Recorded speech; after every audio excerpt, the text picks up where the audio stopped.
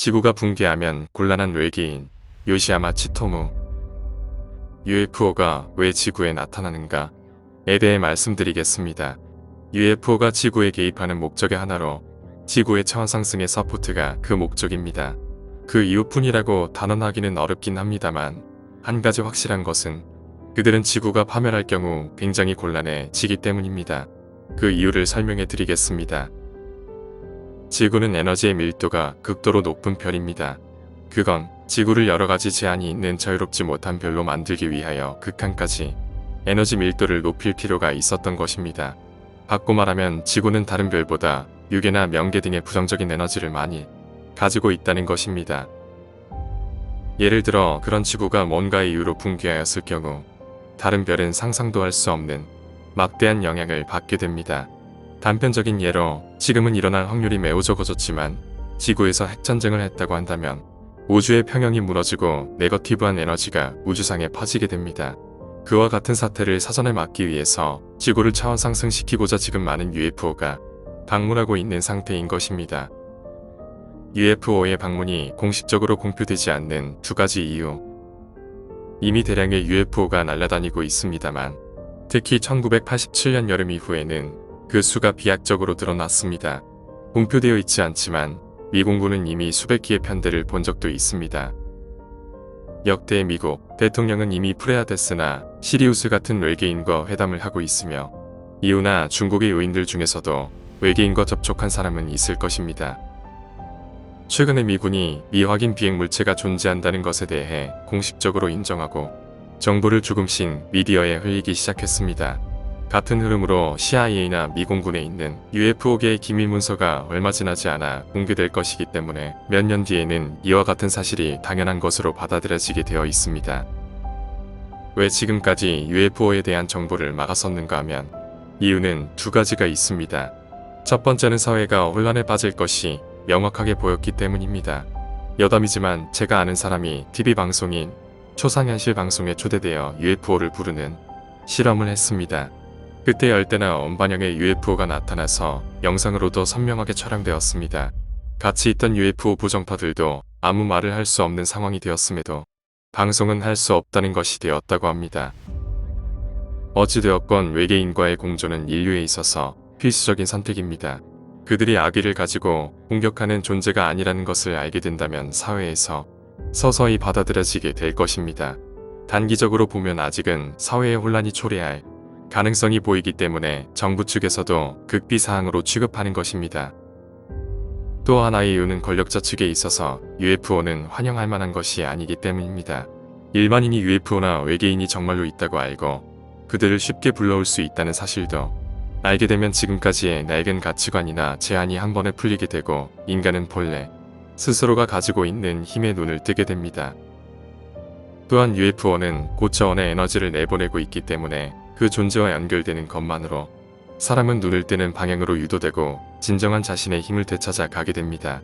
즉, UFO의 등장으로 인하여 누구나가 자신의 현실을 만들어가는 것이나 신과 동등한 힘을 가지고 있다는 것을 깨닫게 되는 것입니다. 그것은 권력자들 입장에서는 불편한 상황입니다. 왜냐하면 이제부터 일반인들은 컨트롤할 수 없게 되기 때문입니다.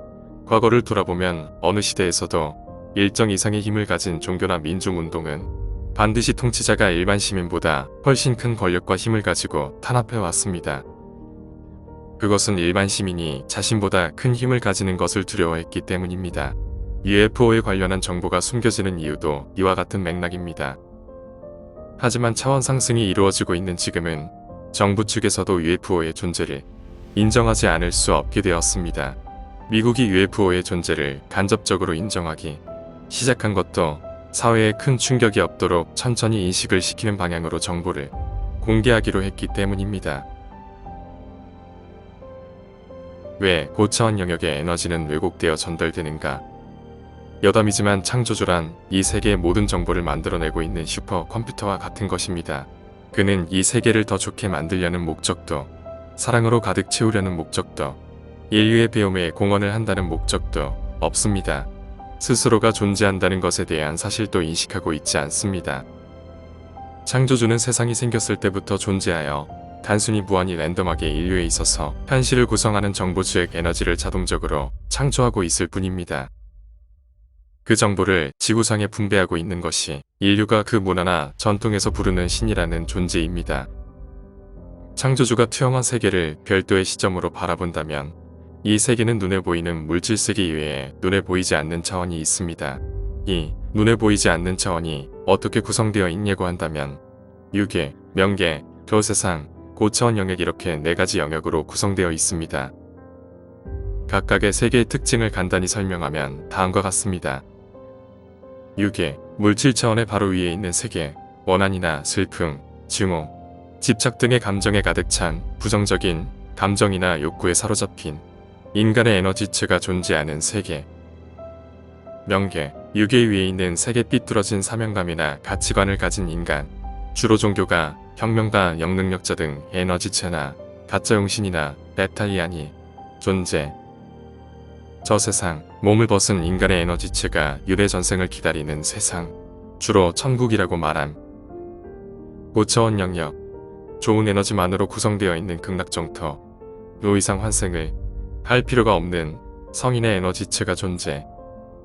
이 4가지 차원은 인간의 현실 세계와 어떤 관계를 가지냐 하면 영화관을 예로 든다면 영사기에 해당하는 것이 고차원 영역이고 스크린에 해당하는 것이 지구가 됩니다. 즉, 물질 차원은 고차원에서의 투영에 의하여 성립되고 있습니다.